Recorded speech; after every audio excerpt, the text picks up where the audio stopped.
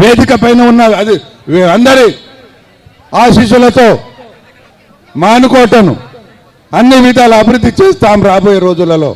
నేను ఒక మనవి చేస్తున్నా కాంగ్రెస్ ప్రభుత్వానికి, మీకు ఏ మాత్రం చింతశుద్ధి ఉంటే బేషరతుగా లగచెర్లలో ఉన్న మా గిరిజనులను విడుదల చేయాలి, వాళ్ళ భూములు వాళ్ళకు అప్పగించాలి,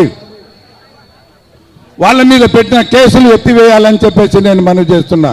గిరిజన యువత తెలంగాణలో ఉన్న లంబాడి బిడ్డలు, గిరిజన బిడ్డలు ఏకం కాండి పార్టీలకు అతీతంగా మతాలకు అతీతంగా ఏకమై వాళ్ళకు న్యాయం జరిగే వరకు పోరాడదామని చెప్పేసి నేను కోరుకుంటూ, కాంగ్రెస్ నాయకులారా ఖబర్దార్, జాగ్రత్తగా ఉండండి.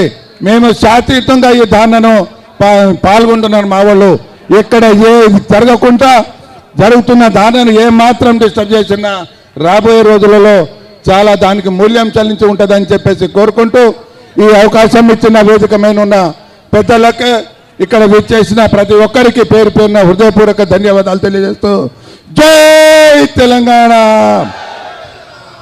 గౌరవ పెద్దలు, మాజీ మంత్రివర్యులు ఆగరా సార్, మా దయన్న వేదిక పైన రావాలి సార్, ఇక సరిపోయింది, ఇక రాండి సార్ ప్లీజ్. మేము ఎక్కడికి వెళ్తాం సార్, మీకు సీట్ సరిపోకుంటే. మేము అతిథులను గౌరవించడం మా సంస్కృతి, కాబట్టి మీరు దయచేసి వేదిక పైన తెల్ల లేపండి, అన్నని తీసుకొచ్చండి. జై తెలంగాణ.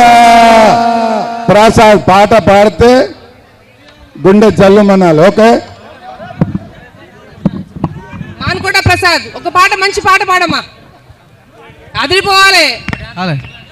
హలో హలో అన్న, గిద్ది అందరూ ఒక్కసారి గట్టిగా పిడికిలెత్తి జై తెలంగాణ, జై జై తెలంగాణ, జై తెలంగాణ, జై జై తెలంగాణ. దయచేసి